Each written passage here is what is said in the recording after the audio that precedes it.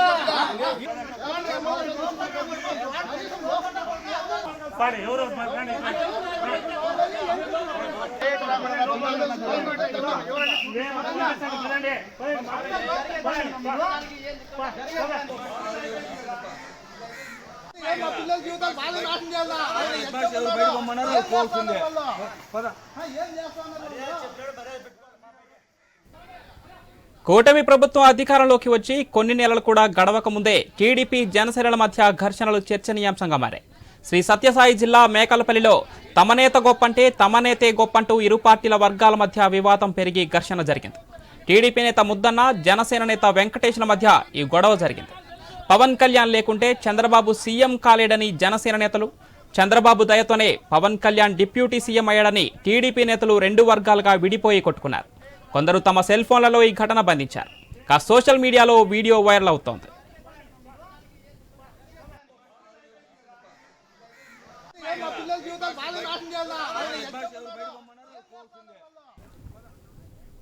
కూటమి ప్రభుత్వం అధికారంలోకి వచ్చి కొన్ని నెలలు కూడా గడవక ముందే టీడీపీ జనసేనల మధ్య ఘర్షణలు చర్చనీయాంశంగా మారాయి. శ్రీ సత్యసాయి జిల్లా మేకలపల్లిలో తమ నేత గొప్పంటే తమ నేతే గొప్పంటూ ఇరు పార్టీల వర్గాల మధ్య వివాదం పెరిగి ఘర్షణ జరిగింది. ఇక ఏపీలో టీడీపీ జనసేనల మధ్య ఘర్షణలకు సంబంధించి మరిన్ని డీటెయిల్స్ మా ప్రతినిధి రామాంజనేయులు అందిస్తారు. ఎస్ రామాంజనేయులు.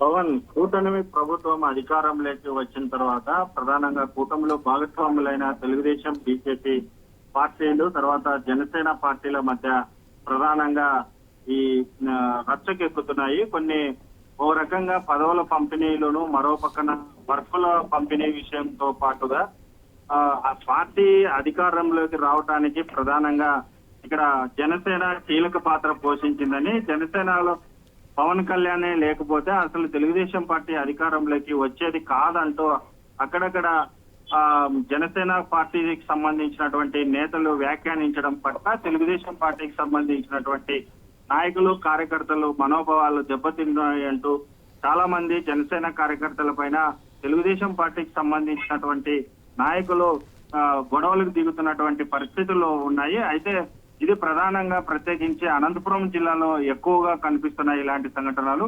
గతంలో కూడా కొన్ని వర్కుల విషయంలో కానీ, ఎఫ్సి స్టోర్స్ పంపిణీ విషయంలో కానీ ఇరు పార్టీల మధ్య ఇలాంటి గొడవలు జరుగుతూ పార్టీని రచ్చకెక్కిస్తున్నటువంటి పరిస్థితులు కనిపిస్తున్నాయి. తాజాగా ఇలాంటి పరిస్థితి ఒకటి పెనుగొండలో జరిగింది.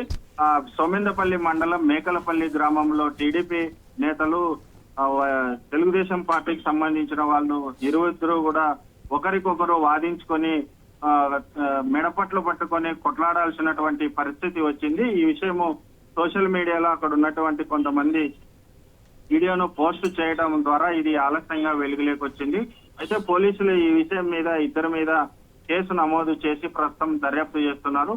ఈ విషయంలో ప్రధానంగా రెండు పార్టీలకు సంబంధించినటువంటి ముఖ్య నేతలందరూ కూడా జోక్యం చేసుకోవాలా అని చెప్పేసి, ఇలాంటి విషయాలు మళ్ళీ ఇలాంటి గొడవలు పునరావృతం కాకోకుండా పార్టీ నేతలు క్యాడర్ కి ఒక దిశానిర్దేశం చేయాల్సినటువంటి అవసరం ఉందని చెప్పేసి స్థానికులు అయితే చెప్తున్నారు. మరి ఈ విషయం పైన పార్టీ పెద్దలు ఏ రకంగా స్పందిస్తారనేది చూడాల్సి ఉంది. Pavan, right, thank you Ramanjaneyulu.